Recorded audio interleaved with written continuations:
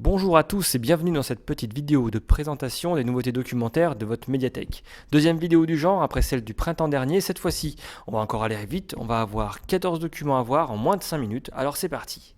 On va passer assez vite sur les 3 premiers livres, vous en avez sûrement déjà entendu parler dans à peu près tous les grands médias télévisés ou radio. L'autobiographie d'Obama qui revient sur ses 8 années de sa présidence à la tête des États-Unis. Autre poids lourd éditorial de cette période, Où suis-je de Bruno Latour, sociologue, anthropologue, surtout philosophe des sciences qui apporte un éclairage éthique sur les défis à venir du déconfinement. Si le ton est volontiers philosophique, Bruno Latour distille quelques notes d'espoir assez concrètes. Enfin, on a À l'aube de la 6e extinction de Bruno David. Si le livre arrive un petit peu à plusieurs ouvrages sur le même thème, Bruno Latour a tout de même quelques atouts, puisqu'il a été entre autres fait d'armes président du Muséum d'histoire naturelle et grand vulgarisateur des sciences de l'évolution. On n'échappera évidemment pas à un constat catastrophiste sur le futur du monde du vivant, mais on aura surtout droit à un ensemble de propositions pour limiter cette catastrophe.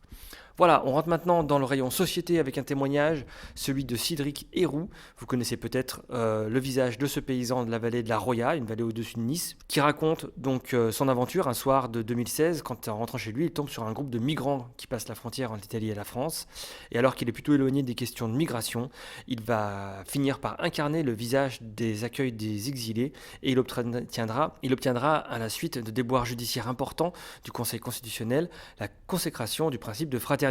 C'est un témoignage vivifiant, un témoignage éclairant et évidemment profondément humaniste. Enseignement maintenant avec là encore un témoignage, celui d'institutrice de Seine-Saint-Denis, Véronique Decker, qui accentue dans ce 3e témoignage la place de l'institution scolaire dans la société et sa dépendance aux politiques sociales de l'État.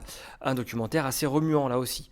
Pas très loin de l'enseignement, nous entrons maintenant dans la thématique des fake news avec Crédulité et rumeurs de Gérald Bronner et du dessinateur Krasinski. Un petit documentaire BD autour de la mécanique des théories du complot, très efficace pour s'armer dans le monde de la post-vérité. Double coup de cœur ensuite pour cette pile de nouveautés.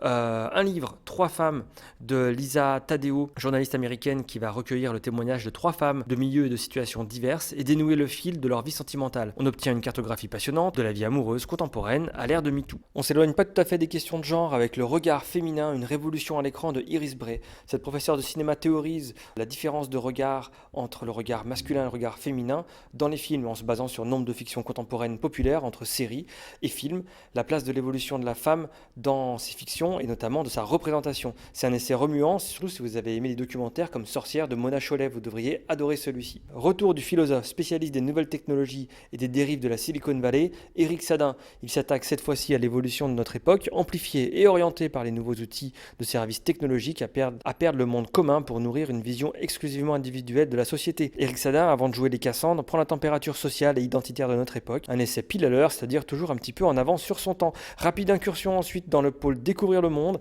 avec le seul livre d'histoire de cette sélection, 7 jours, Emmanuel de Varesquiel, ou comment du 17 juin 1789, jour où les députés de tiers états s'érigent en Assemblée nationale, et jusqu'au 23 juin, le moment où cette même Assemblée exclut le roi et sa cour de ses futures décisions, s'est construit la matrice de la Révolution française. En nous expliquant ce qui amena à ces 7 jours et ce qui en résultera, l'auteur propose une approche concrète et palpable de la Révolution française. On finit enfin avec les sciences et 2 œuvres de vulgarisation incontournables pour 2 sujets de sciences fondamentales, l'astronomie et la physique quantique. L'espace, tout d'abord, c'est un ouvrage de grande vulgarisation sur les objets stellaires qui nous entourent, et magnifiquement illustré et mené avec une grande pédagogie par Nicolas Martin, producteur de l'émission de France Culture, La méthode scientifique. Julien Bibroff, lui, s'attaque à nous raconter l'infiniment petit et ses règles étranges et contre-intuitives qui régissent le monde de la physique quantique. Un sujet pour le moins difficile, mais aidé par plein de métaphores et des représentations graphiques qui permettent à ceux, comme moi, qui ont un petit peu dormi pendant les cours de physique au lycée, de rattraper un petit peu leur retard. Voilà pour cette sélection des documentaires de l'hiver. N'hésitez pas à venir emprunter ces documents à la bibliothèque.